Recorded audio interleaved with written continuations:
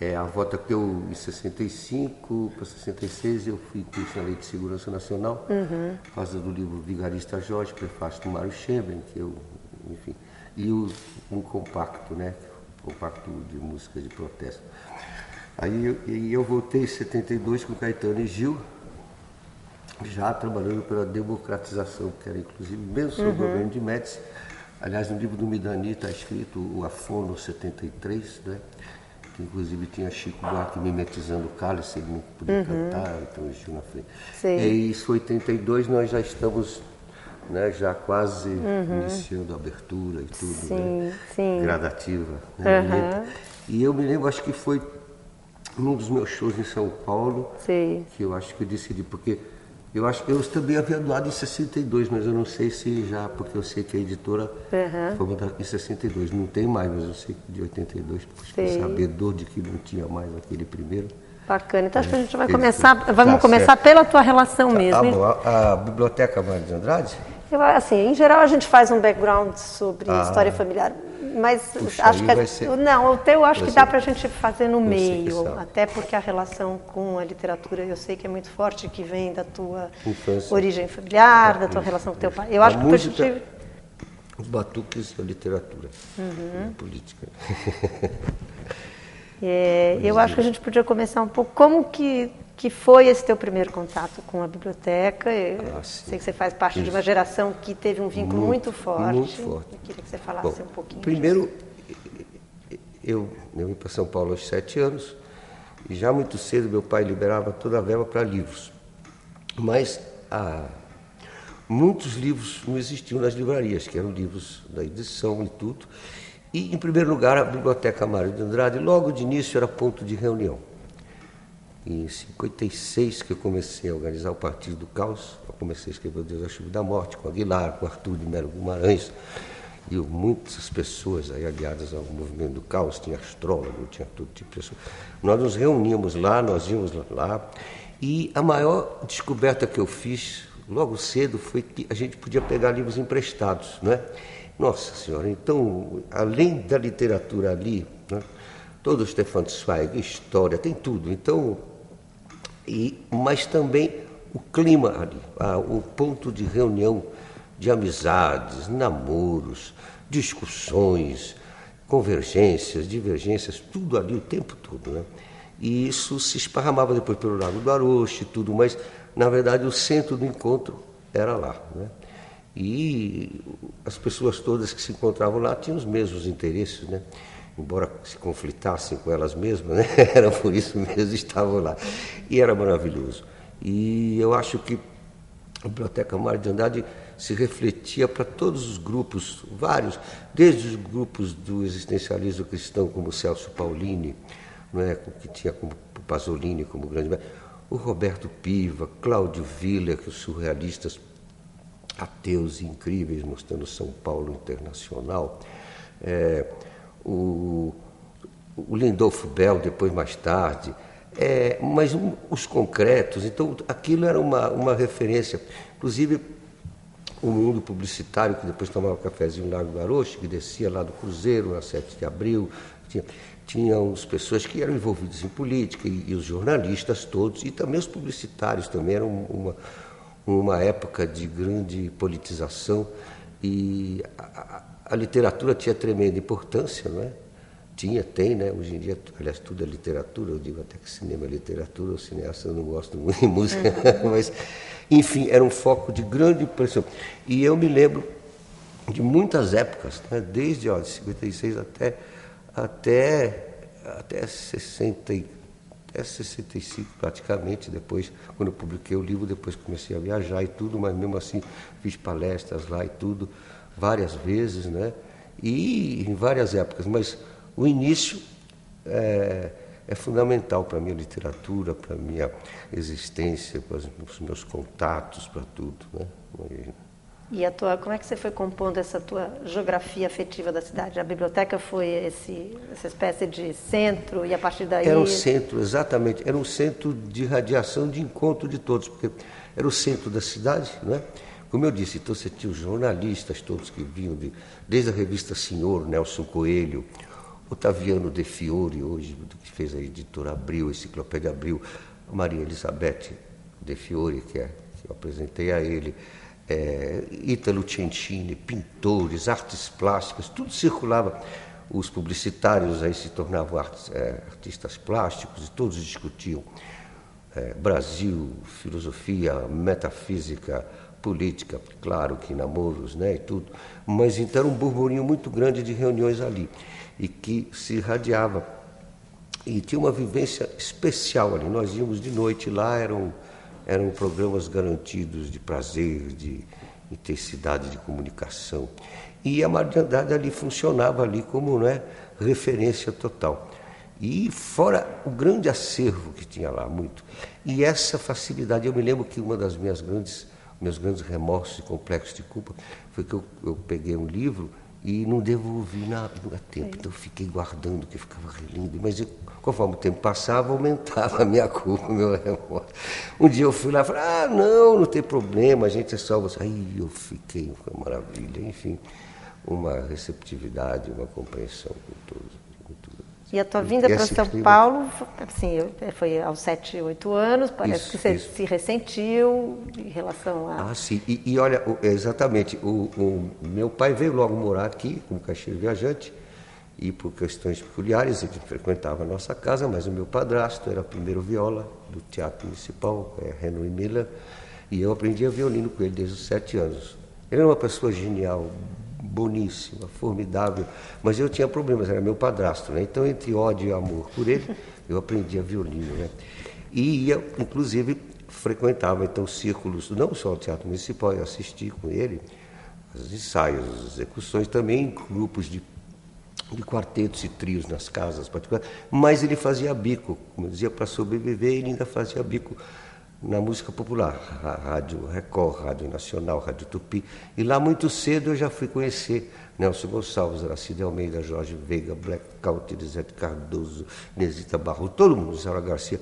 E eu adorava aquilo. Ele falava, não, isso é jazz music. Aí eu falava, enfim, mas é para ele. Isso tem a ver, a outra referência era meu pai com a literatura, a filosofia, e a Mário de Andrade, que representava isso. E mesmo na época, mais tarde, em 58, quando eu fui descoberto por Vicente Ferreira da Silva, o Guilherme de Almeida, Paulo Bonfim, grande Paulo Bonfim, mas eu continuava ali. Eu moro até hoje na Ipiranga com São João, né? Então era um vis-à-vis, era uma intensidade aquele lugar, a Praça da República também se irradia. Mas ali aquele lugar lá da biblioteca foi sempre o ponto. Inclusive quando eu voltei na época depois do regime militar, né? Quando eu com o Nelson Jacobina, né, várias vezes, né, tínhamos reuniões lá na Mário de Andrade, fizemos palestra lá, né, tocamos já, foi incrível. Mas, então tinha esse vis-à-vis, tinha o mundo musical, né, erudito e tudo, e o popular mesmo, né, fora o vai-vai que eu morava lá na Rua Itapeva, e a música popular já que então E, inclusive, é interessante notar que eu sempre dei importância enquanto a turma, todos os intelectuais mesmo, o Caetano nota isso. Não é para jogar confete, é só para colocar historicamente. É que era a época, inclusive, da irrupção da Bossa Nova e tudo. Eu leio letras de Bossa Nova, tudo. Mas eu gostava também, e eu, enquanto a intelectualidade gostava do jazz, né? Mesmo o Bob Dylan, só do jazz, eu valorizava já o rock mesmo, Little Richard, Chuck Berry ali no início, e música caipira, né? E música caipira, e também o samba do Nelson Cavaquinho, os batuques do candomblé. Isso porque aqui em 54, em São Paulo me fez apaixonar por todo o Brasil. Porque fora os batuques dos meus 7 anos no Rio, no candomblé, eu já vinha aí, de repente eu sentia falta. O quarto centenário, vieram de todos os estados, vieram cavalhadas, vieram Bumba Meu Boi, veio tudo, e vieram os maracatus. Mas vieram 3 ou 4 maracatus mesmo, todinhos. E aí, Maracatu Atômico, minha parceria com o Nelson, nasce dessas influências. Mas isso tudo, na Mário de Andrade, eu encontrei o livro do Cornélio Pires, que era raríssimo, que hoje ele não é conhecido, ele é importantíssimo, porque a influência dele vai para Monteiro Lobato, vai para todos os lugares. E então até isso se irradiava. Então na música também da história dos grandes compositores brasileiros, inclusive Cornélio Pires, né, que é um escritor, né, ele tem uma... Tudo volta de novo para Mário de Andrade. Literatura, música, emoções, vida e política estão aqui entrelaçadas o tempo todo, né? Bacana. E assim, as suas descobertas lá, porque você já tinha um repertório muito sofisticado desde muito cedo. O que você descobriu, você foi garimpando na biblioteca? Foi importantíssimo. Primeiro, a imensidão de obras completas da literatura brasileira, né? Então, tudo José Lins Borrego, embora contasse Jorge Amado, ali você tinha de graça para poder levar para casa, né?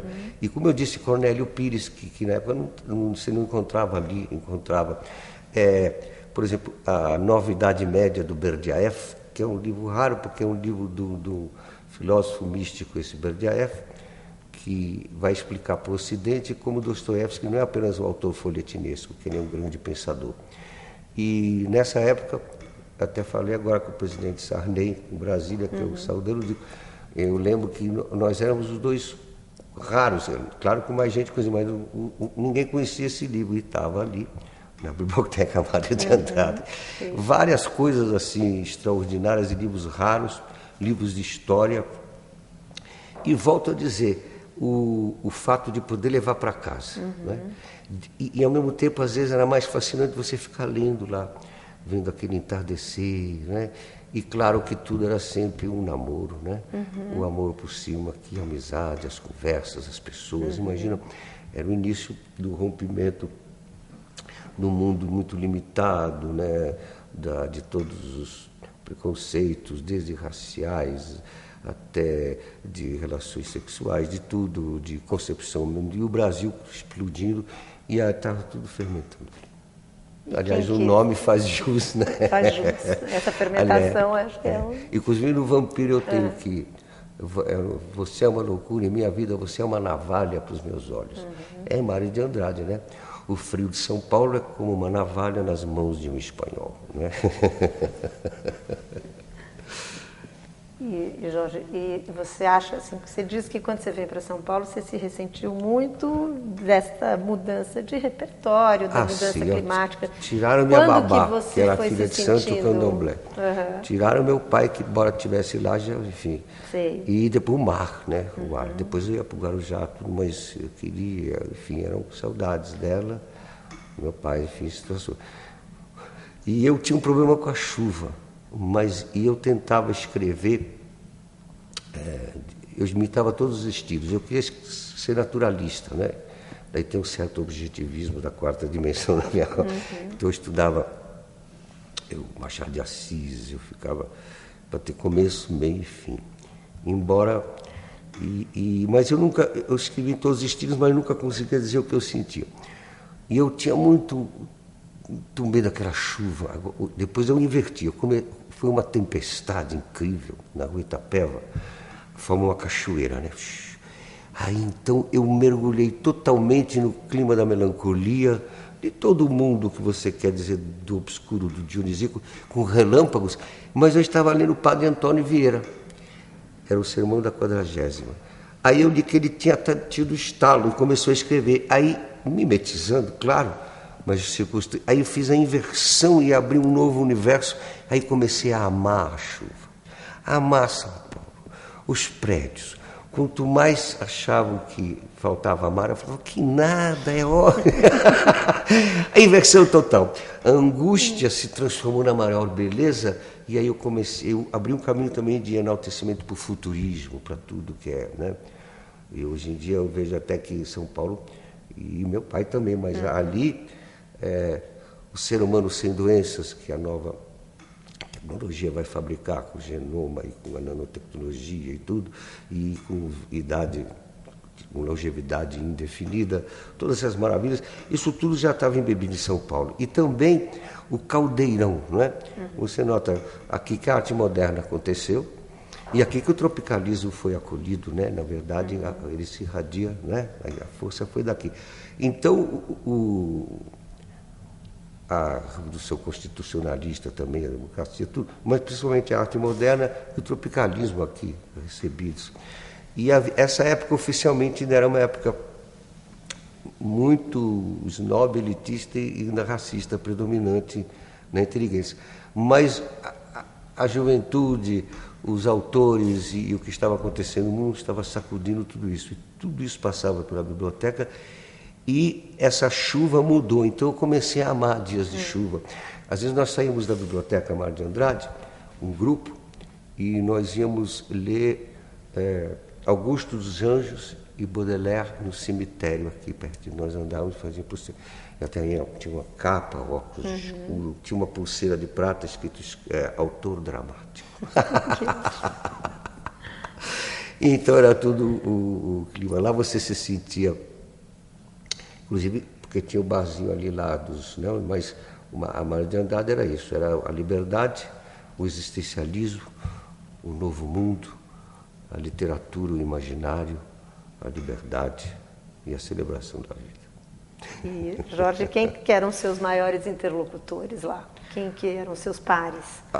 Muita gente é bom. Olha, eu desde esses que eu citei, Otaviano de Fiore, várias épocas, toda a turma dos novíssimos, da Roberto Piva, Cláudio Viller, o Bichelli, mas tinha o Porchat, também eu me lembro que também os pintores, o Aguilar, né? O Aguilar com a turma dele, tem o Petkoff, uma multidão de pessoas que eram os futuros poetas, escritores, atores, atrizes.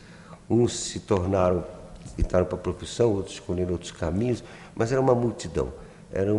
E todos se reuniam ali. E eu lembro do Lindolfo Bell. O Lindolfo Bell ia muito lá, muito exclusivo ali, eu sempre queria sempre. Mas todo mundo, quem mais? Olha, desde, quer ver os colegas da última hora das colunas, o Inácio de Loyola, vários escritores, vários que hoje estão, né, profissionalizados e com celebridade, eles frequentaram lá, vários. Eu esqueci, são muitos. E eu lembro toda a União Brasileira de Escritores também, não é? Ia lá, tinha os escritores paulistas, mas tinha de outros lugares depois, que tinha muitos baianos que vinham, mineiros também, não é? E também estudantes, né? Porque tinha um burburinho estudantil muito importante. A UNE, que voltou agora, nós inclusive eu e o Nelson estamos com a caravana da UNE, trabalhando com os pontos de cultura, e a UNE, então, além dos CPCs, né, tinha a UNE, e as reuniões eram muito na União da UE, a União Estadual dos Estudantes. Mas depois de lá a gente ia para a biblioteca, era um vis-à-vis toda hora com isso. Ali era um ponto de reunião, depois ia para o cinema, ia para o teatro, encontros, e mesmo ali. Então, é um centro nevrálgico do coração. Né? Bacana. E, Jorge, eu ia te perguntar sobre... Você falou que era uma sociedade ainda muito conservadora e que vocês conseguiram criar uma espécie de bolha de resistência, de transgressão, de resistência a esse conservadorismo. Totalmente. Todas as questões que hoje foram absorvidas, né, nesse amálgama. Aliás, de o livro de José Bonifácio de Andrade e Silva, em que em 1823 também eu li lá na biblioteca, em que ele dizia que a nossa diferença para com os outros países e culturas e povos é que nós somos o amálgama ou a amálgama. Tem dois gêneros tão abrangentes que é. E que ela é além da mistura, embora seja mistura, mas ela é além da miscigenação, mas é além. E que ela é uma constante reinterpretação de tudo, absorvendo os pensamentos contrários. E eu, na música dos Templários do Jorge, com o Dercílio, Jorge Ben, eu digo que é a pipoca da pororoca da imaginação. Isso estava ali o tempo todo, né? E isso que nos movia, não é? Dali também subia para a Rua Augusta. Eu fiz uma passeata em 57, que nós escolhemos um nome com tipo dadaísmo, então era do caos, mas era uma sessão especial, vidropapeísta. Fomos juntando os sílabos e desse nome. Mas saímos da Mário de Andrade e fomos desfilando com tochas e gritando cultura, nova celebração, caos, pela Rua Augusta ali saindo. Então aquilo era um centro. Né? E outra coisa, também ali vinham pessoas que geralmente, naquela época, não tinham tanta comunicação entre si. O que hoje se chama de periferia, ou bairros distantes. Sim. Então, ali se encontravam também. Você, então, tinha leitores, pessoas, né, interessadas em todos os bairros, porque vinham também, né? O que a gente colheu, inclusive, da Ana Verônica, que fez um depoimento lindíssimo. A Verônica Maltz, é claro, também, imagina. E ela falou justamente, ela, José de Souza Martins, alguns... E Zé Celso também frequentava, todo Zé mundo. Celso também frequentava. Claro, pessoas que não tinham, que acham que foi ascensão social, através, ascensão cultural através dessa pertinência, dessa relação cotidiana. Eu queria te perguntar um pouquinho, até aproveitando que a gente está aqui no Centro de Cultura Judaica, como que esse judaísmo estava presente naquele momento? Quer dizer, eu sei que através do teu pai, que essa tua pertinência judaica através deste ramo, mas se naquele momento isso aflorou, se isso foi ressignificado mais para frente? Não, isso sempre foi, desde os 7 anos de idade de consciência, ele mesmo, meu pai, ele trabalhou para a resistência judaica, ele foi herói da Primeira Guerra, Cruz de Ferro, e veio, tem até selos que ele diz aqui, que ele fez parte do esforço, do convencimento com a resistência judaica para Getúlio Vargas deixar o eixo, né, o Terceiro Reich nazista, e apoiar os aliados, o que de fato aconteceu. Então, a minha missão sempre foi essa, e minha vida é uma poesia, porque a minha babá, minha mãe ficou muito traumatizada, porque toda a família dela foi exterminada na Iugoslávia. Os 8 irmãos morreram na resistência, e os meus avós, eles hastearam a bandeira da Iugoslávia livre, lá, comunista, antes dos nazistas saírem, até eles metralharam os velhinhos. E por parte do meu pai, quase toda a família, com exceção de um tio e de uma minha irmã que mora em Dubai. E então, aqui eu fui recebido. Então, a minha babá, que 3 dias por semana, ela mudava, de babá ela se transformava, e me levava para o terreiro, aí vinha com a tiara de prata, todo mundo assim, e ela me pegava no colo e eu adormecia os batuques. Mas antes disso, ela passava nos meus cabelos e dizia: teus pais vieram de um lugar muito ruim, de gente muito má, mas aqui você vai encontrar seus irmãos, seus amigos. E, de fato, eu acordava na camarinha. Então, isso é o Brasil. Então, minha obra é a exaltação do Brasil, daqui nascerá a nova era, daqui nascerá a nova coisa. Nunca fui tão aprovado e confirmado em todo o planeta. Os direitos humanos de Thomas Paine precisam se casar para sempre com a amálgama e o amálgama do Brasil universal. E isso tudo é a missão em que esse judaísmo, eu digo, se estende, porque Jesus de Nazaré também, né, ele é a internacionalização do judaísmo. Mesmo os ateísmos que seguem os direitos humanos, sejam comunistas ou ateus também, é tudo reflexo desse Deus único. E em nome da concórdia, então, inclusive eu fiz uma música recente, mas eu sempre todas as minhas músicas eu tenho isso, meus livros, imagina. Eu tinha a organização, para o medo da irrupção do nazismo, como Sartre diz, até Otto Maria Carpo, todo mundo. Então eu sempre fui prevenido, meu pai dizia: olha, não se engane, eles estão a aparecer em qualquer momento, a sua missão é ficar alerta. E isso que eu faço realmente é uma obsessão que me guia. Mas a identificação com o Brasil como sendo o lugar em que isso deve ser acompanhado, para não ter esses conflitos, esses ódios, esses preconceitos, é o Brasil. Eu tenho uma letra que eu fiz para o Jean Cooperman, que é um discípulo do Rabino Bonder, do Rio de Janeiro, em que eu falo que é importantíssimo acentuar. A letra fala do rei Salomão se casando com a rainha de Sabá, né, se miscigenando, dando...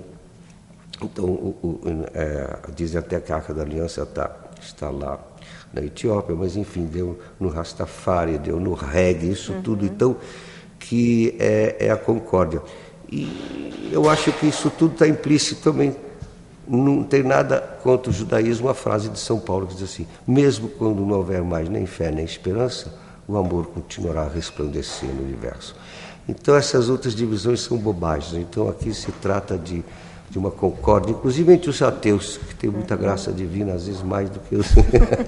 Isso, então, aqui é a celebração dos direitos humanos com a amálgama, e isso tem a ver com a ideia de Israel e de todos os humanismos, né?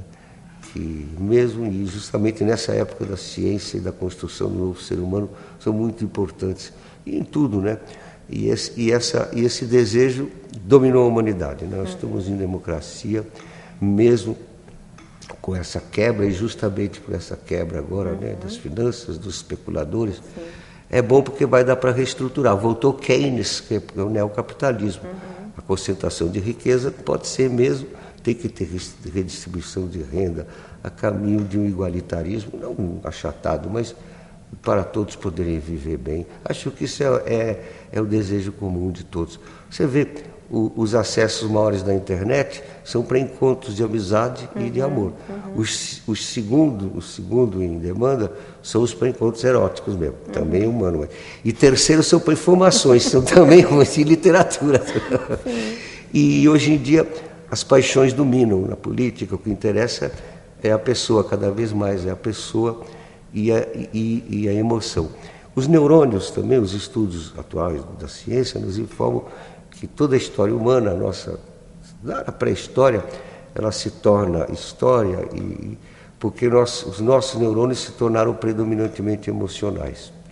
E que então o grande salto está, claro, nas épocas históricas, e nós já estamos concretizando isso. E é um espanto tudo. É ciência, poesia e instantes maravilhosos do mundo, né? E a Mário de Andrade, toda hora está viva nisso tudo. Seja pelo nome do poeta ou pelo lugar. Pelo lugar que mobilizava as pessoas. O que me impressiona em você e na tua geração é realmente uma envergadura teórica literária que eu acho que depois da tua geração não tem mais. O que aconteceu ali? O que era justamente? Era um grupo pequeno de pessoas que tinham um vigor intelectual impressionante, que vocês ainda não conseguiram ser superados por nenhuma outra geração que veio depois. O que era aquele momento e por que ele foi tão fértil nesse sentido? Bom, em primeiro lugar, poucas décadas nos separavam do terror do Holocausto. Então, o desejo do contrário de tudo aquilo impulsionou tudo até 68 numa vontade de anarquismo, de proibir, de liberdade com o infinito. Mas, mais ainda, estávamos, a Revolução Cubana, a União Soviética avançava, a China, você estava em pleno acontecimento de grandes tensões, como, aliás, a política, né, acabou demonstrando. E a literatura era muito importante com a história. Então, por exemplo, no Dante Alighieri, que era um colégio, eu aprendi a literatura, eu aprendi espanhol com Calderón de la Barca. Eu começava a estudar inglês com Chaucer. Era italiano, era tudo literatura. E todas as provas, mesmo matemática, geografia, a nota principal era uma redação sobre esse assunto. Então, a tua interpretação, a tua capacidade de fazer começo, meio, fim, explicar bem tudo. Português eram todos os dias. Tá? Também redação, nota máxima, ensinava a escrever. Primeiro você descreve o ambiente, eu estou aqui, tem uma parede assim, depois você introduz uma ação. É impressionante. Literatura, claro que eu lia por vontade, mas todos tinham que ler e acabavam. Era um mundo literário também, por causa da comunicação. O cinema era literário. E a situação política, a pressão, porque vivíamos na Guerra Fria. Então nós tínhamos do MAD, Mutual Assured Destruction, destruição mútua assegurada. E essa tensão de bomba atômica, de destruição, de novidades, de disco voador, de Brasil surgindo com Brasília, que vinha para tudo isso um burburinho. E democracia recente, era 45, né? Dutra, depois Getúlio, Gelino, Jango. O tempo todo tentativas de golpe. E era uma instabilidade e muita ideologia. Então, era a época dos filósofos da história. Então, por exemplo, uma das facilidades, por exemplo, que eu tenho, alguns da minha geração, é a capacidade de história. Então, nós sabemos história, toda a idade, a pré-história, uns mais, outros menos, dependendo do interesse e do tempo que tem. Então, Eu fiquei devorando história das religiões de cada país, história da política. Cada país você sabe. Então a memória, então, por exemplo, um escritor de tal época, você citou a primeira época e aí você logo tem um engate. E isso é que se destruiu. Então essa historicidade. Teve motivos políticos também. O pragmatismo americano, para derrubar a metafísica europeia perigosa, que de Karl Marx, Nietzsche acabou dando, Bakunin, Lenin, Mussolini, Adolf Hitler, tudo, eles tinham medo do historicismo e da estética na política. Então restou ao underground de fazer isso pela democracia, que era isso com os beatniks, né? Com os anarquistas. E o Brasil sempre foi isso. Na verdade, o Brasil é a grande novidade. Eu digo, o Brasil é um gigante que se fingiu de invisível até hoje, de propósito. Desde os portulanos portugueses, né, com os mapas. Tudo aqui é um despiste.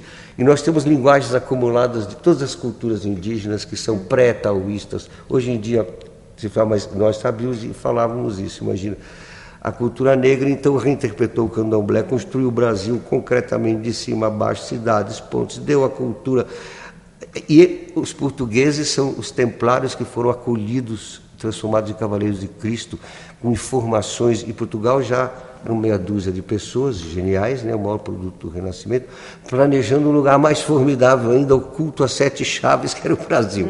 Vêm os templários, agora cavaleiros de Cristo, dão as informações e já tinham relações com os muçulmanos abertas. Então, e o Brasil é propositalmente descoberto por Cabral, que tinha que enfrentar os protestantes e os espanhóis. E isso aqui, as linguagens indígenas ocultas, as afrodescendentes ocultas, as próprias brasileiras, a língua geral, inventada pela genialidade de filósofos e filólogos e poetas que são os jesuítas, que são o primeiro batalhão, né, da Contra-Reforma, inventa o Brasil com o nome Tupi-Guarani. E mesmo os índios tupis, há 150 anos que tinham chegado expulsando os outros pela costa e vinham atrás da palmeira azul e da terra sem males. Isso é tudo poesia. E ainda mais, a lenda inicial deles é que tudo é mistério.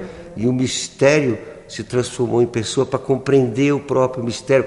Coisas que o Viveiros de Castro, nas ontologias flutuantes, diz que é superior a Wittgenstein. E é superior a Wittgenstein e a Heidegger. Nossas linguagens ocultas de significados acumulados, significantes, fazem Heidegger, com todo o respeito de Wittgenstein, ficarem ainda no jardim confinado europeu.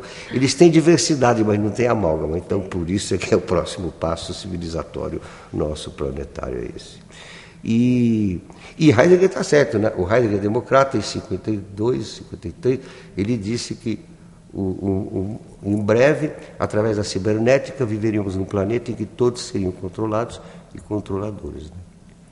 Então, agora, essa simultaneidade é o desejo da filosofia, é o sujeito-objeto, instantâneo, é o zen, tudo isso tem concretizado. E essa geração tem essa consciência formidável. Então, só respondendo a sua pergunta, não, eu acho que nunca eu tive tantos... Claro, tem o tempo do trabalho, mas é a época. Então, o caos, eu escrevi do caos em 56, que meu pai informava. O caos depois se transformou, a teoria do caos, da matemática quântica, de tudo, o número 1 apaixonado, o número 1 com raiva, tem tudo. Mas isso já está é o Brasil. E isso agora... Essa visão, a garotada hoje sabe 90% já. O DNA e os neurônios já estão sabendo de tudo. Então, nunca houve época melhor no sentido da minha obra literária, minha obra musical com o Nelson, de receptividade e de compreensão profunda que já... E é uma felicidade total estar aqui falando desses primórdios que sempre estarão pulsando em mim, né? Bacana. Porque isso continua para sempre, é como se eu estivesse hoje lá.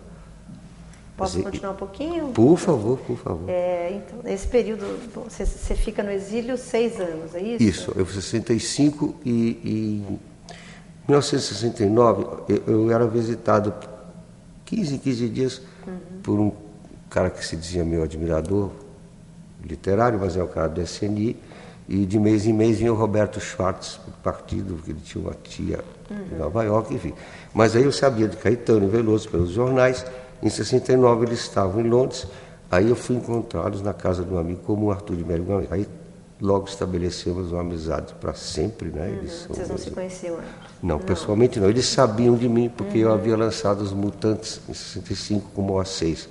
E a NS Rocha, em 62, levou o livro do Joachim Morte para o Glauber Rocha. E o Glauber mesmo dizia, está escrito, diz assim, se eu fosse me definir, eu diria que eu sou do caos com K do Jorge Malta, isto é, se ele o permitir. Mas na outra ele dizia assim, ih, lá vem o chato do Jorge Malta, é o Glauber Rocha, genial, ele é meu amigo, foi genial. Mas aí eles sabiam, e também o Agripino de Paula. Então tinha os Mutantes, que foi abraçado, o Glauber, e tinha o Agripino de Paula, que trabalhou com ele. Mas enfim, nós estabelecemos uma aliança imorredora para além da eternidade. E interessante que até então o Caetano e Gil, inclusive Violeta Reis estava lá, porque ela era secretária-geral de todos os VPRs, PCBR, todos os guerrilheiros torturados e tudo. Inclusive uma cena linda, a Violeta Reis em Paris, ela havia sido uma moça muito torturada. Dulce Maia também, mas nesse caso não foi Dulce Maia, foi torturadíssima. E a primeira coisa, logo os partidos queriam pegar ela no aeroporto, ela falou, não, só eu vou. Ela desceu, ela pegou, desbeijou e deixou ela durante 15 dias sem falar com nenhum partido político, estavam loucos claro, mas levou para o cabeleireiro, colocou vestido de última moda nela, reabilitado da tortura, ela deu um tratamento todo humano. Então essa era a Violeta Reis, eram pessoas formidáveis. Mas queriam que, quando Caetano e Gil perguntavam se podiam voltar, se pegasse uma será que não, que estavam em curso. Mas quando estávamos na Catalunha, na Espanha, inclusive o Partido Comunista da Espanha, em Barcelona, nos indicou essa praia, é os últimos dias de Franco ainda. Aí Violeta foi também, e aí veio uma ordem surpreendente. Em pleno Garrastazu Azul, Médici disse assim, não, vocês não só podem, como devem voltar para anunciar a democratização, e só vocês, intérpretes, logo os dois maiores, Gil e Caetano, que haviam sido presos por isso, porque vai demorar, mas nós precisamos que vocês façam esse trabalho pelo Brasil, porque as guerrilhas são inócuas e o pessimismo profundo paira, inclusive. E aí fizemos, de aí que eu volto, o primeiro show foi em 73, por isso que voltamos. E a partir daí foi um trabalho contínuo em todas as frentes, em todas as horas, com reuniões. Mas começou interessante, bancada pela multinacional hoje, Universal, na época Philips, né? Fono 73, em que sobrou, inclusive fizeram um CD, quem quiser adquirir, acho que tem, e tem um DVD, que tem essa parte, se apresentou Caetano, eu e Nelson tocamos Rock da Barata, enfim, mas eles filmaram, só ficou metade do filme no qual tem o Chico mimetizando a própria censura. E olha, isso foi permitido em Médici, olha que fantástico. O Gil, cálice. E no mesmo ano, depois, sob os auspícios das Nações Unidas, teve o show dos direitos humanos no Museu de Arte Moderna, com o Chico Buarque e nós também, que resultou no disco Banquete dos Mendigos. E Jorge, então, você sai num momento, justamente, você fez esse panorama de um período de muito vigor intelectual, sensorial, artístico, de repente vocês são cortados, né? Abortados desse movimento de efervescência. Como que foi para você essa experiência do exílio? Estar longe justamente deste território tão efervescente. Foi terrível no sentido de ser arrancado, né, das atividades. Mas nos Estados Unidos, eu trabalhei logo nas Nações Unidas, na Unesco, eu fui aos Estados Unidos logo me receberam, né? Eu trabalhei na ONU, trabalhei como carregador de caixote, depois que eu saí da ONU, eu tinha Green Card, que eu ganhei lá como exilado especial. E em 68, eu teve um simpósio em Caracas, onde eu conheci vários intelectuais de toda a América Latina, entre os quais o grande poeta Robert Lowell. Ele foi secretário literário do Ezra Pound, e o Ezra Pound foi secretário literário do Thomas Stern Eliot. E aí, então, ele me convidou para ser secretário literário dele, aí fiquei desde 68 trabalhando com ele, tanto que eu voltei só em 72. Né?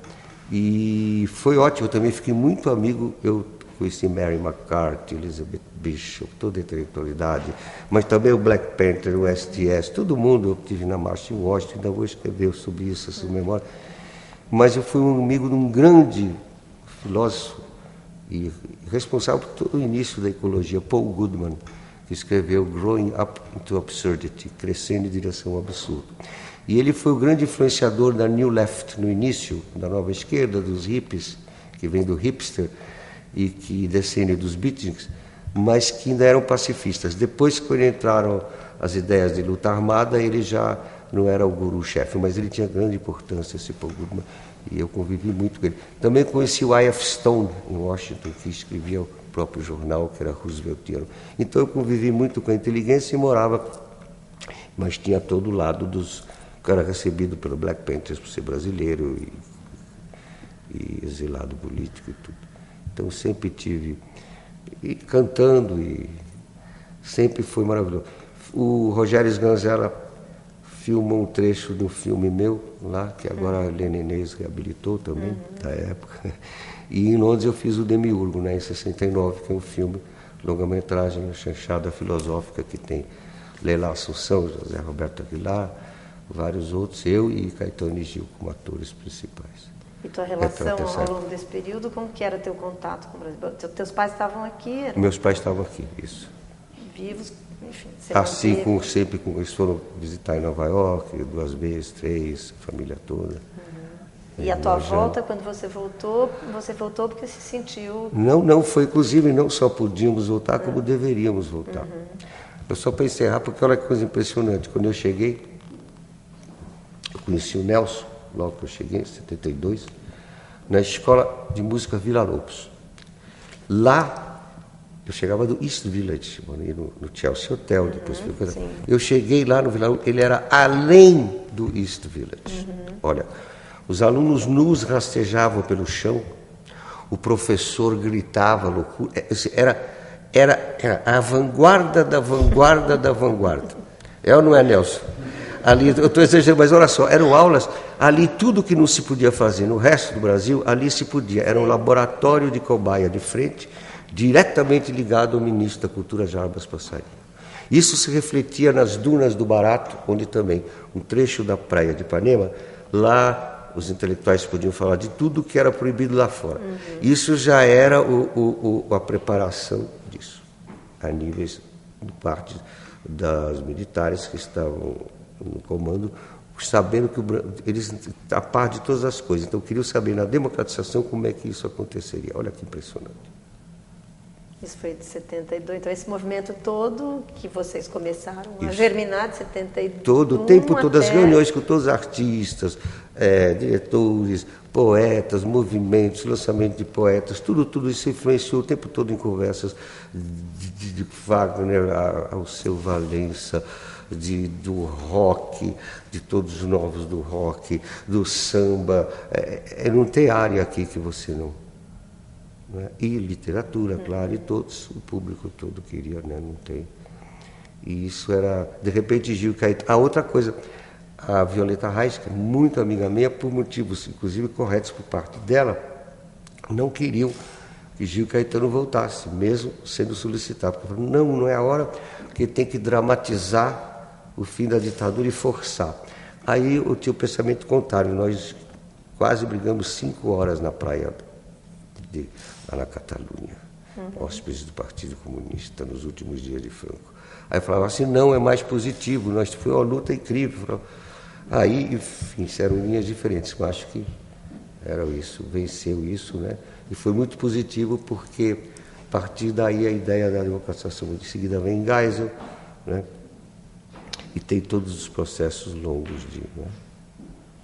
Claudio, você teve sempre uma liderança em relação ao seu grupo. Quer dizer, você tem essa capacidade de mobilização. Você foi uma pessoa que não teve trégua.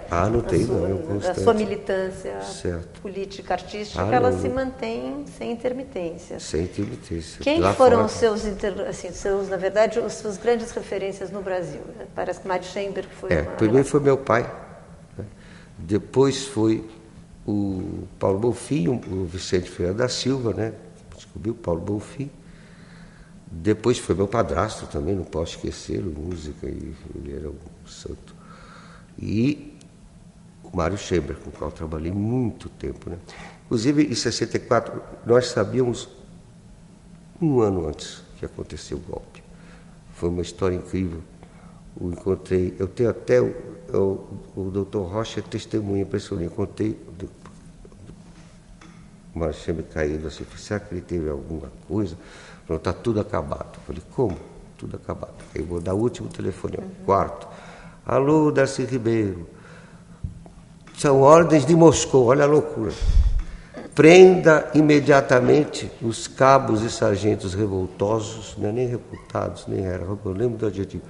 Mas mais importante do que isso, liberte imediatamente os oficiais pedindo perdão de joelhos, pedindo perdão de joelhos. Não, aquele tempo de vacilo custou, porque era a única coisa que não podia quebrar a hierarquia das Forças Armadas, que foi Cabancião. Duas semanas depois, o general do Segundo Exército chegou na casa do Chambre e disse, o que vocês fizeram? Vocês estão loucos. A única coisa agora está todo mundo. Mas não fomos nós. O Partido Comunista era chamado de burguês, reacionário. O próprio Franco Montoro, com a Ação Popular, nos chamava de burguês. Era um clima de loucura e eles caíram nessa. Você imagina. Um ano nós ficamos em silêncio, sabendo. Na semana seguinte tinha um avião para Moscou. O único que o Comitê Central era dali. O Artigas não foi, nem o Prestes, nem Mário Chambre, nem eu. Vou contar porque quem foi o Dr. Burza, que era um psiquiatra. Ele imediatamente foi para a Tchecoslováquia, esperto. Nós ficamos. Aí todo mundo sendo preso. Guarnieri, menos eu, Mário Chambre. Mário Chambre porque faz a bomba, poderia fazer a bomba atômica. Né? Ele, inclusive, o carro da Cine na frente, mas de repente baixa um jipe na minha casa. E um capitão dirigindo, aí minha mãe disse, vão levar meu filho. Eu falei, não, nós vamos proteger. E eu fiquei hóspede durante 3 meses do Segundo Exército, logo 4 meses depois do golpe, para me proteger, porque eu estava em primeiro lugar na lista do comando de caça aos comunistas. Eles disseram, olha, em primeiro lugar, nós viemos te proteger porque você é o escritor, você foi descoberto pelos nossos mestres, Vicente Ferreira da Silva, toda a turma, e sabemos que você ama o Brasil, você proclama aqui nascerá nova coisa, que a era, tudo é muito sério, mas nós estamos com medo porque você está em primeiro lugar na lista dos caças comunistas e nós não controlamos esses órgãos paramilitares que não temos controle. Então, até se aquietar, queremos que você fique aí. Então, eu fiquei 3 meses numa fazenda, e era uma fazenda... Eu vou agora oh meu Deus, muitos japoneses não tinha sushi nem sashimi na época, era só aquela comida com o bife cozido que tinha muito. Mas eu falei com eles, ficávamos falando 3 meses sobre isso e eles me convenceram de que eu deveria voltar, que Castelo Branco queria democratização, que eu não deveria fazer mais nada de radical, nem escrever nada a favor do terror, nem de guerrilha, e nem de desmerecer o exército, que eu teria as portas abertas, inclusive. Mas quando eu voltei, eu desobedeci. Eu escrevi o Vigarista Jorge, e que eles interpretaram, claro, de forma indireta, os personagens tomam armas contra um governo autoritário, partem a metralhar, enfim, tudo. E principalmente o disco, o Não, Não, Não, né? E o Radioatividade. Aí eu desobedeci, aí eles disseram, olha, você vai ter que ser em curso. E fui, mas imediatamente o consulado americano, que já tinha sabido que eles iam, eu comecei em 62, né? Então, muita agitação e logo disseram para eu ir lá. Então, eu fui e essa história. Então, você vê que tem sempre conexões, mesmo lá na época do Vicente Ferreira da Silva, era tudo política, né? Sempre. Imagina, era um mundo eminentemente político, não era globalizado, a tensão toda estava ali com Cuba, né? E Khrushchev, o avanço de tudo, os ânimos muito exaltados, em breve viria o golpe, né? Então é isso. Então, Mas havia uma divergência, eu lembro o Cláudio Willer falar sobre isso, que havia uma divergência política ideológica, mas que havia uma tolerância interessante entre as pessoas, sim. Uma capacidade de diálogo que hoje é difícil. Não sei, você... Um diálogo onde há posições ideológicas tão diferentes, acho que vocês conseguem... Mas eu acho que agora é mais que nunca, é todo mundo. Antigamente eram grupos, como você inclusive falou. Né? Hoje em dia as multidões que não tinham nome passaram a ser indivíduos, e cada indivíduo tem várias personalidades, e todos filosóficos, são metafísicos, têm ideias. É impressionante, é o contrário. Eu acho que nunca... Imagina, a garotada se informa dos meus livros, lê por internet, sabe minha música. Saiu até na Bravo, as minhas músicas e as de Caetano, eu tenho mais... A garotada grava. São coisas que, na verdade, eu não... Ao contrário, se você dissesse para escolher, aquela época era melhor que essas, eu falei, jamais. Jamais. A única coisa que tem é a juventude. Mas aí também você tem que descontar. Nas memórias sempre tem isso, né? No meu caso, não. Eu nunca fui mais feliz, mais em plenitude, mais realizado, mais até em plenitude do que hoje em dia. Por tudo, pela minha vida, por tudo. Minha vida pessoal, minha neta, minha filha, o Brasil, a democracia triunfante. Hoje em dia os partidos não são mais de direita, são conservadores, e todos eles são humanistas, rezam pela cartilha dos direitos humanos. Tem um departamento ecológico, tem um departamento humanista. Hoje em dia não há comparação. Antigamente era natural 1000 pessoas morrerem numa batalha e falava, só isso. Hoje em dia machuca o pé ou mata alguém, nossa, um escândalo, graças a Deus, né? Eu acho que... E a emoção mesmo. O amor ao Brasil não é mais xenófobo dessa garota. Todos os pontos de cultura, olha, os pontos de cultura eu e o Nelson visitamos há 3 anos, para cima e para baixo. Eu vou fazer agora a curadoria, a apresentação dos pontos em Brasília, 13, 14, 15, 16, com todos os pontos, com artistas consagrados apoiando. Olha, para você ter ideia, os pontos de cultura são assim. Em Taguatinga, invenção brasileira, eles têm música de cordel, Bumba Meu Boi e Len Walter Benjamin. Então você não tem parâmetros, é uma coisa impressionante. Não dá mais para segurar, graças a Deus. E todo lugar, o que se falava em grupos, se fala em todos os lugares. Só que a diversidade é muita coisa, né? Tinha, digamos, hoje tem excesso de informação e escolhas também. Sim. Mas eu acho que, claro, isso só é que massificou a cultura, né? Então hoje em dia todo mundo, né, é filósofo, ou pensa, e a própria... Um Big Brother, por exemplo. É como que todo mundo pode ser uma obra de arte, a própria vida se transformar em obra de arte. Agora, claro que falta historicidade, eu acho que isso vem naturalmente. Isso vem pela necessidade, acho que natural, de... Einstein perguntaram para ele qual era a qualidade mais importante do ser humano. Aí esperava que ele dissesse intuição, porque ele não conseguia resolver um problema, tocava violino, adormecia no sonho, tinha a resposta. É a curiosidade. A curiosidade foi despertada. Ela é o motor de tudo, né? Eu acho que... E mesmo o Willer falando isso, o que ele fez frutificou. Ele nem sabe, talvez, entende? Mas entendeu, não é isso? Sim. Todos nós, eu acho que... Agora, o que precisa é o seguinte, claro, investimento enorme em cultura e educação e cultura. Uns 100 bilhões de cara, para quê? Mas isso é inevitável, né? Acho que não... Todo o know-how, toda a capacidade, inclusive de trabalho, ela tem que estar. E hoje, mais do que nunca, as coisas se interconectam umas com as outras. A ecologia é o pensamento mais, digamos assim, popular e atual. Mas, na verdade, é tudo assim, é a vitória da fenomenologia, tudo encadeado de acordo com a interpretação e a emoção predominante. Não é isso o mundo atual? Então, acho que o Wilhelm Flusser, foi um grande amigo do Vicente Ferreira da Silva, ele se preocupou, inclusive, ele percebeu que a literatura... Ele, né? Você teve uma relação. Lógico, falávamos e ele se deu o trabalho de fazer uma fenomenologia por cores, para as pessoas que não leem, mas que são... Né? Então você imagina, pela música vão, mas as palavras chegam pelas letras. Ora, um rapper me disse, eu sempre repito, Jorge, nós somos literatura. Então, nunca vi tantos poetas fazendo poesia. Do morro, da periferia, não é nem uma, é uma irrupção absoluta. Jorge, o que você imagina? A gente está nesse movimento de tentar reconstruir, recolocar esta instituição, enfim, a Mário de Andrade,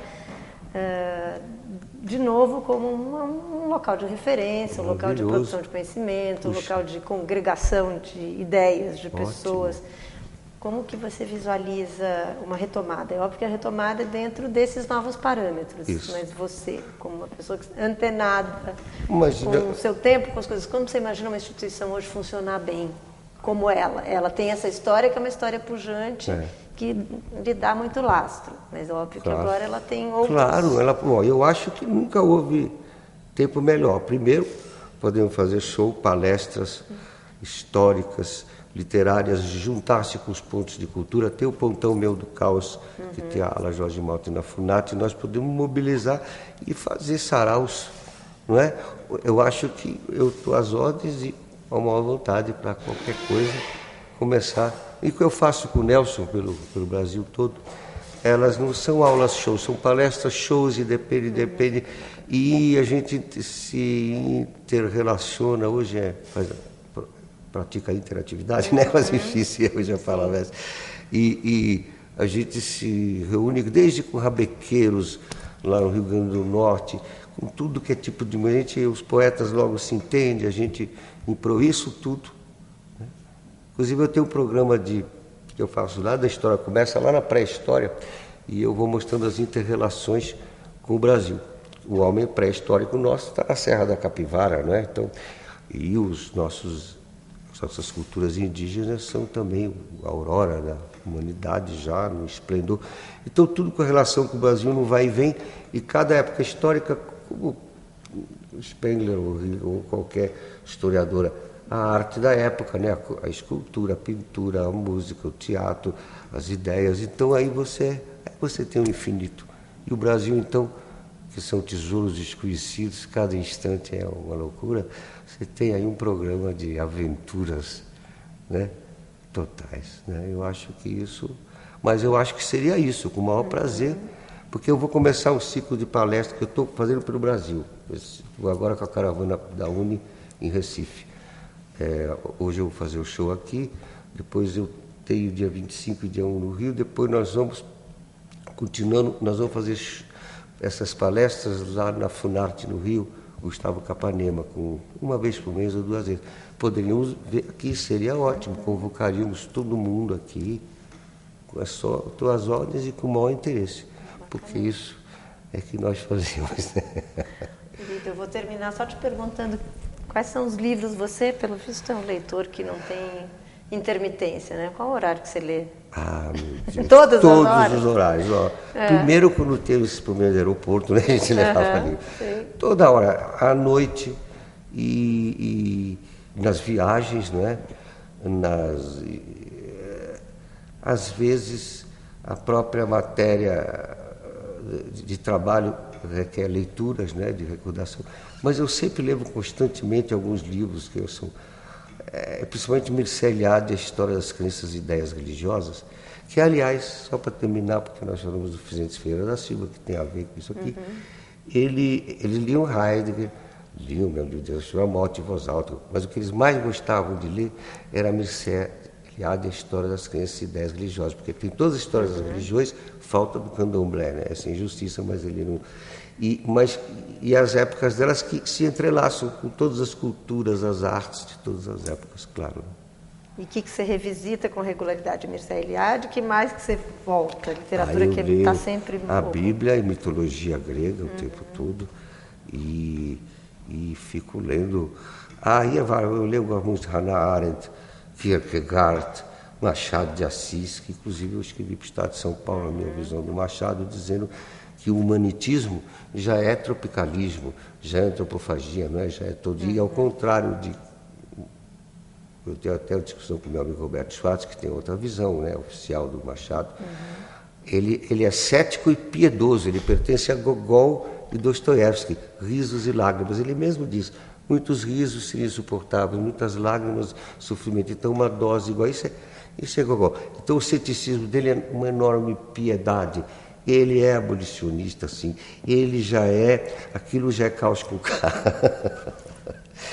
E, enfim, e Monteiro Lobato, eu gosto muito de ler. Monteiro Lobato é mais atual que nunca, né? Não só o Presidente Negro, Jeca, Cornélio Pires, que foi influenciado, aliás, ele influenciou-se por Cornélio Pires, e também a Reforma da Natureza, mais atual que nunca, né? Essa nanotecnologia é a reforma. Já tem ecologia aí também, né? Uma mão cai em cima. Né? Enfim, você... E nos novos livros também que tem, mas o que você descobriu recentemente? Eu prefaciei, olha, desde 1962, ou antes mesmo, mas 62, quando eu já chamou, eu prefaciei, acho que já mais de 1000 pessoas, vários poetas se tornaram importantes.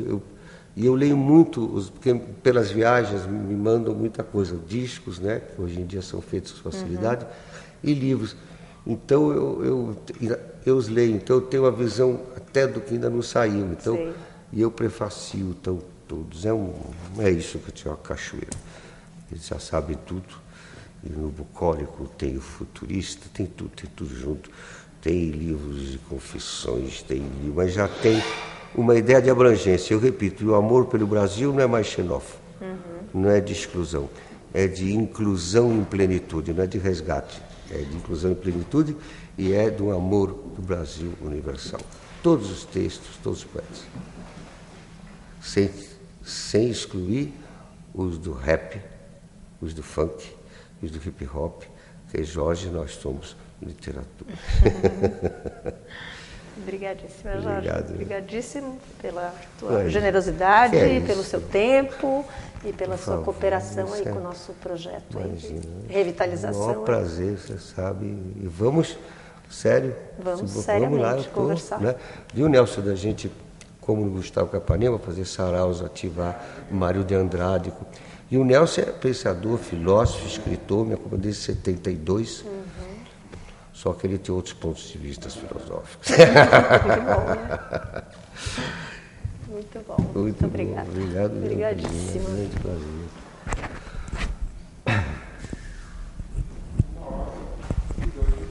Puxa, 2 minutos. Esses 2 minutos são... Não tirar demais da sua... Poxa. Entre 40 minutos e 1 hora. Por favor, aqui é o tempo do devaneio infinito.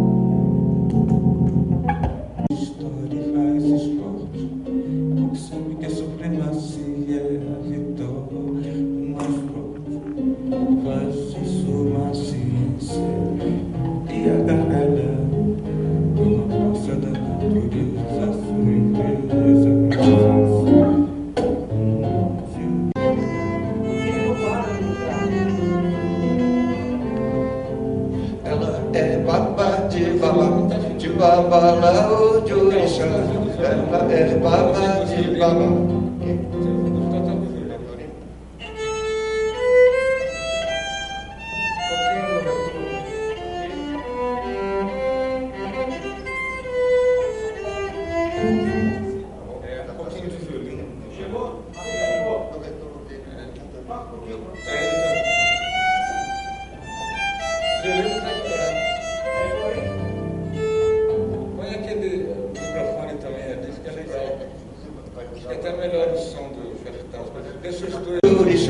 Ela é baba de babalao.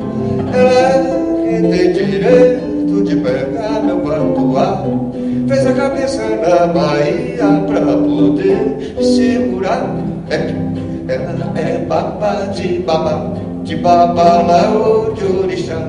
Ela é baba de babalao. E ela é baba de babalao de orixá.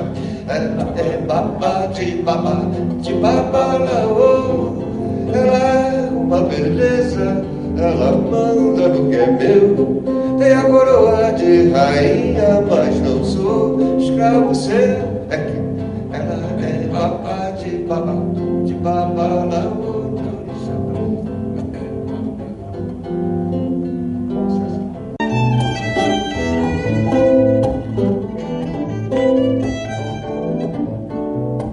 Entrei no cemitério com as lágrimas escorrendo pela minha face e começou a cair uma chuva, e as gotas da chuva se misturaram com as minhas lágrimas e ambas escorriam para o chão, onde eu, ajoelhado, chorava em frente do túmulo da minha amada. Morse assim, como se faz latim, isso é tão lá vem o rabecão. Morse assim, como se faz latim, isso é tão lá vem o rabecão. Não, não, não, não, não, não, não, não, não, não, não, não. Sim, sim, sim, sim, sim, sim, sim, sim, sim. Mas parei com tudo, todavia, no entanto, com sim. Morse assim, como se faz latim, isso é tão lá vem o rabecão. Morse assim, como se faz latim, isso é tão lá vem o rabecão. Não, não, não, não, não, não, não, não, não, não, não. Sim, sim, sim, sim, sim, sim, sim, sim, sim. Mas parei com tudo, todavia, no entanto, com sim. Eu sou médico legista deste necrotério. A imagem tá boa, né? Tá ótimo. O violão, estava sobrando um pouco de médio grave, né? Será um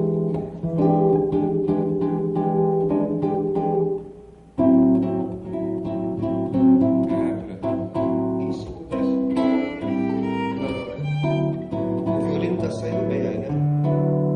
Tá, pra fora.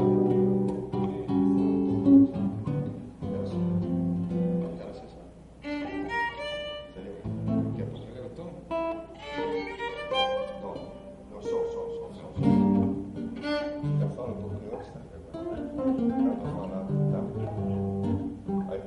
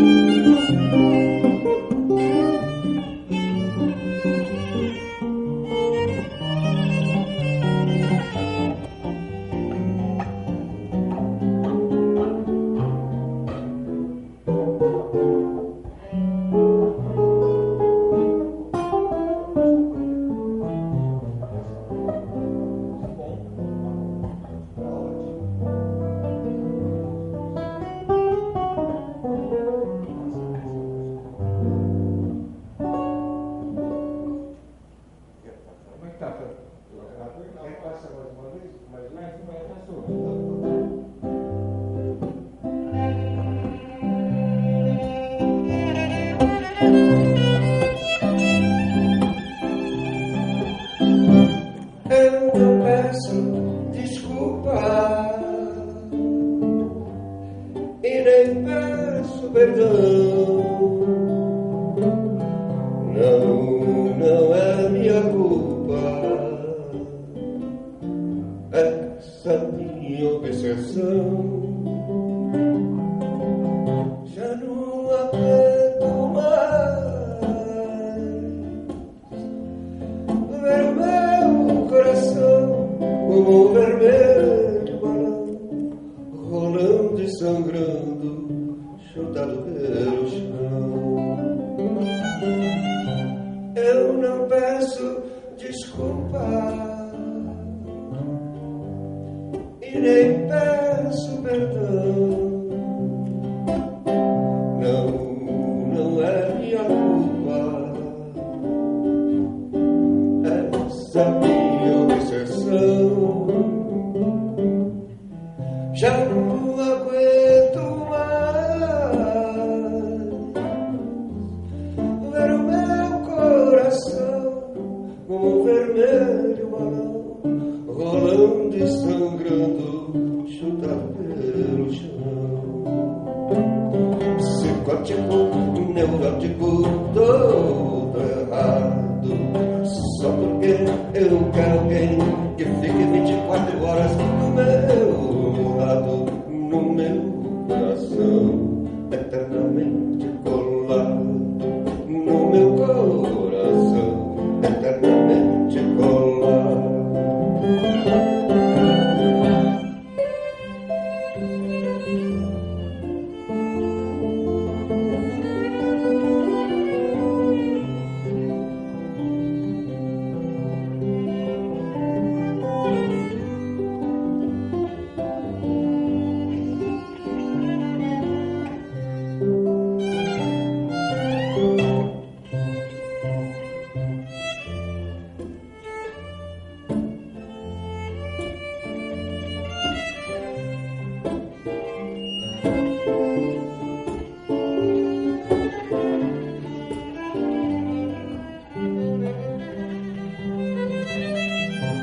Eu não peço desculpa e nem peço perdão. Não é minha culpa essa minha obsessão. Já não aguento mais ver o meu coração como um vermelho balão, rolando e sangrando, chutado pelo chão. Psicótico, neurótico, todo errado, só porque eu quero alguém que fique 24 horas do meu lado, no meu coração, eternamente colado, no meu coração, eternamente colado, no meu coração, eternamente colado, no meu coração, eternamente colado.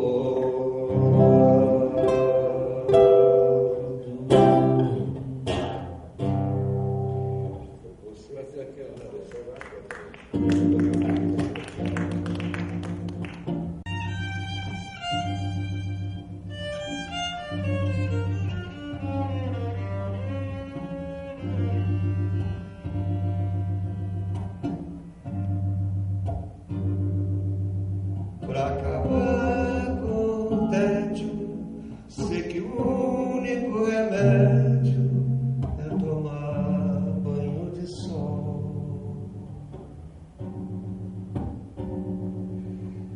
É pegar uma cor, fazer como um Nicanor, que só pensa em futebol.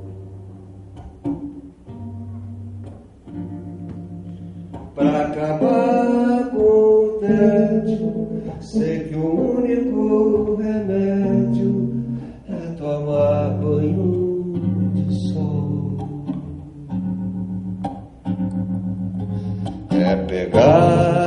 uma cor, fazer comunicanor e só pensa em futebol. Quer ter a cor do rei zumbi, nadar no mar de Canaã, quer jogar no Morumbi e lá no Maracanã. Quer ter a cor do rei zumbi, nadar no mar de Canaã, quer jogar no Morumbi e lá no Maracanã.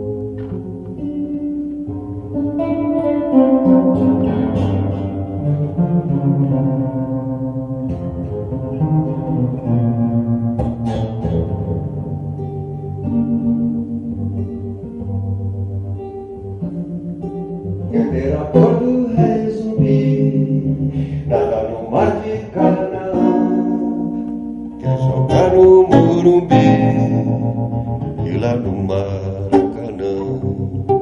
Quer ter a cor do rei zumbi, nadar no mar de Canaã, quer jogar no Morumbi e lá no Maracanã.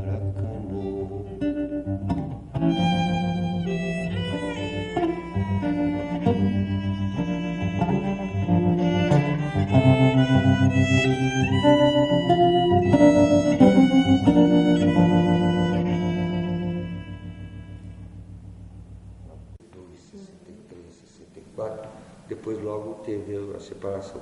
Nos reencontramos recentemente. Eu sempre soube dela, né? Pelos livros, pelas palestras, pelos programas, TV Cultura. Ela é maravilhosa. Ela chegou ano passado tivemos muito juntos. E aqui eu acho que vamos ativar esse. Porque com a produção a gente fica um dia, sim, aí não sei logo voltar. Então o ritmo nunca esteve assim. Tanto palestras, shows e compromissos. Então eu acho por isso que é ótimo. Eu te vi quando, há uns 3 anos atrás, foi naquele evento no Sesc, que era também um sarau, aula, antropofagia. Foi muito interessante. Você estava no seio, né? Estava o Zé Celso, tinha algumas professoras falando, Cheguei Monique, você lembra disso? Onde é que foi? No Sesc Pompeia. Ah, sim, fui na Tropicália. Foi antropofagia. Foi naquela, lembra aquela semana de antropofagia? Do Zé Celso. Isso, foi lá. Uma coisa misturada entre aula, show, diálogo, conversa.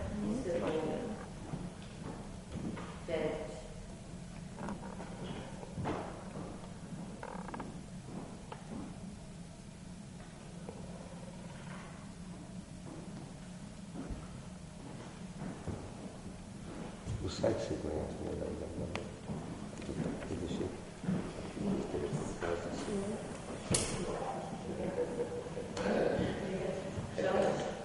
Só uma curiosidade minha. Você leu e deve ter tido contato com o Eudório de Souza, não é? Ah, nossa. Gosta dele? Gosto. Você é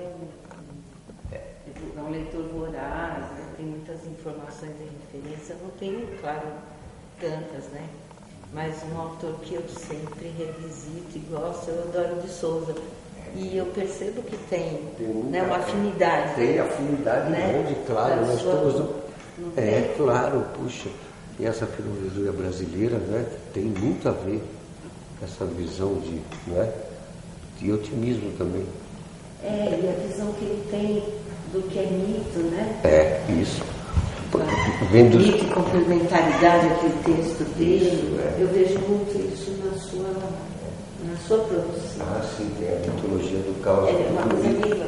É uma coisa viva, Você sabe que até o Alexandre, porque via influências totais, até a Nietzsche, Dostoiévski, aí nós tínhamos o Partido Caos com 2 pessoas, ele chegou lá, e ele veio com 2 livros, um sobre o taoísmo, e aí, para quebrar a ideia de que o partido era dogmático, imagina, então, isso aqui dá de 10 a 0 do rádio, é verdade, não.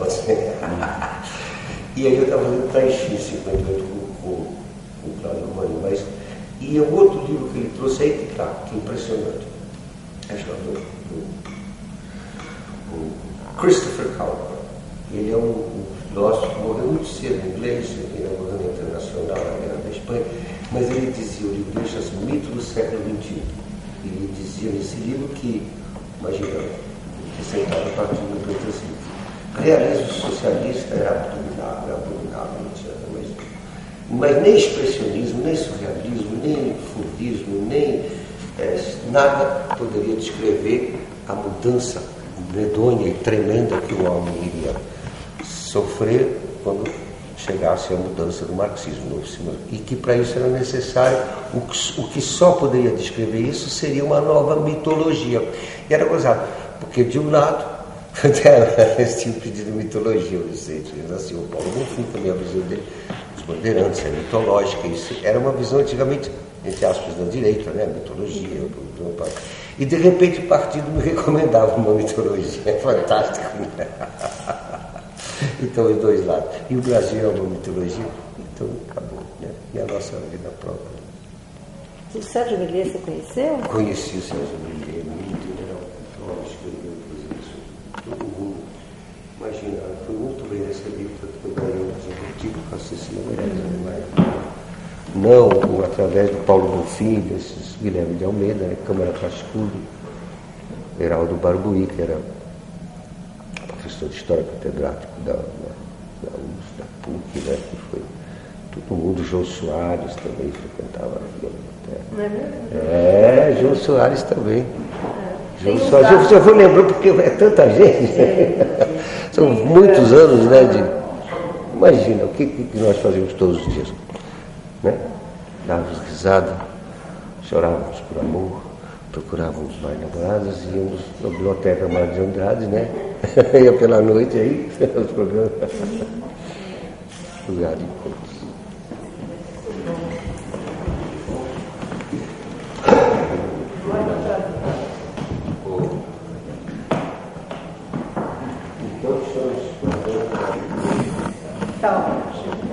Então, obrigada, viu?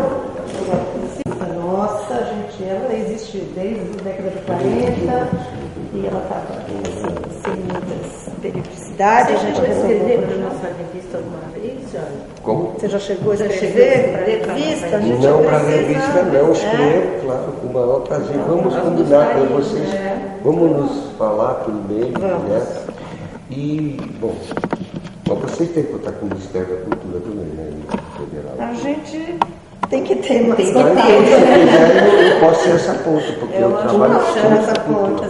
Estou com a caravana da UNI, sou curador, não é que eu seja, eu não estou no governo, eu sou o artista contratado para instigar, animar, estimular e provocar. A nossa revista sempre sai, né? Tá bacana, o que eu acho do Capô, ela tá bem bacana. E eu fui para o Recôncavo Baiano, eu te trouxe um marcador de livro do Recôncavo.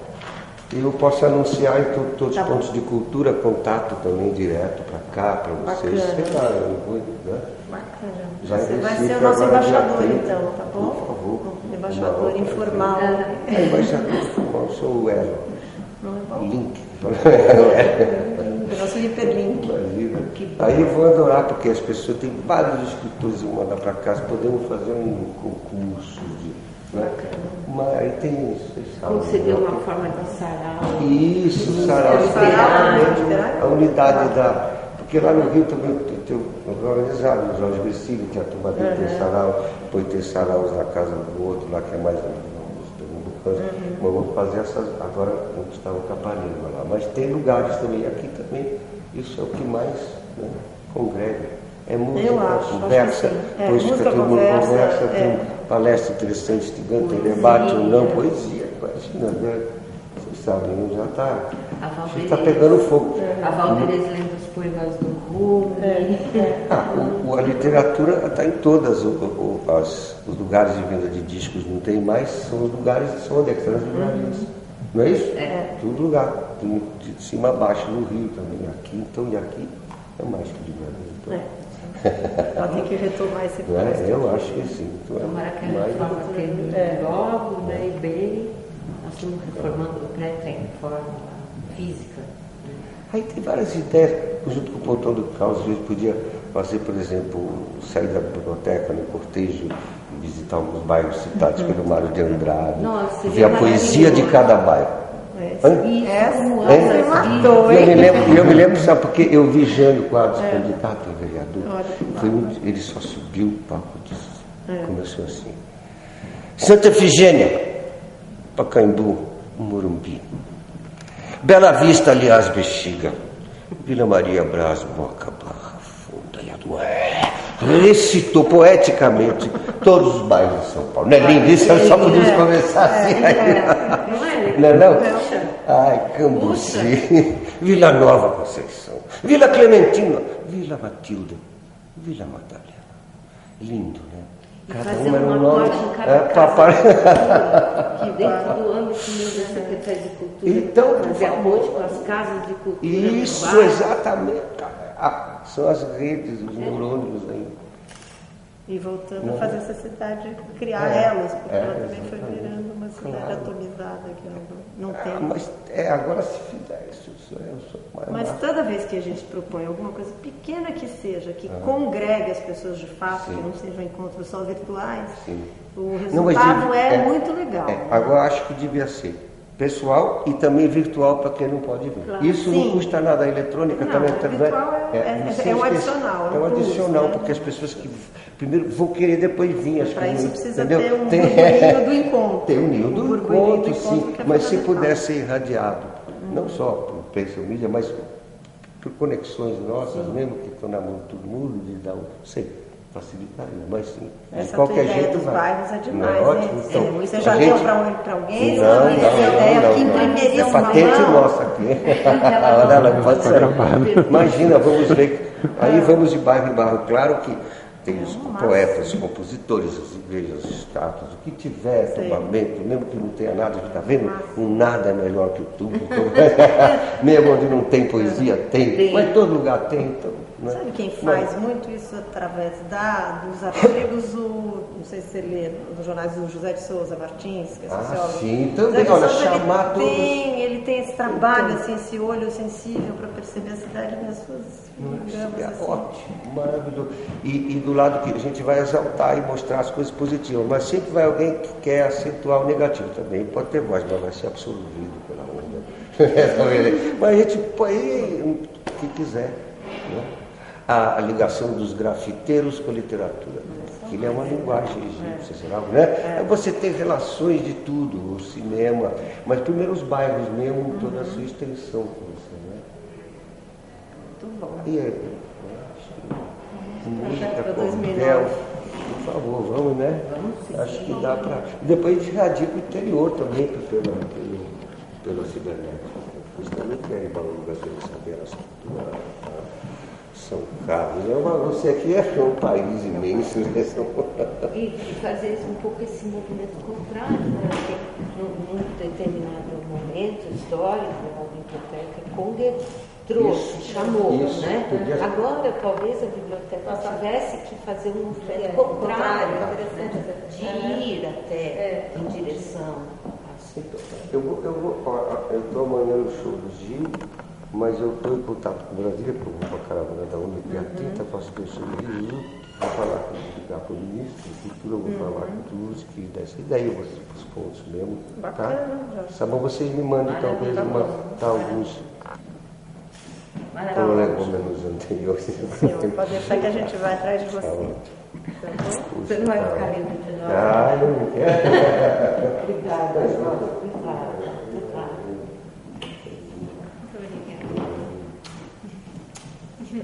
E bom show aí para vocês. Você captou meus melhores ângulos, por favor. Com certeza.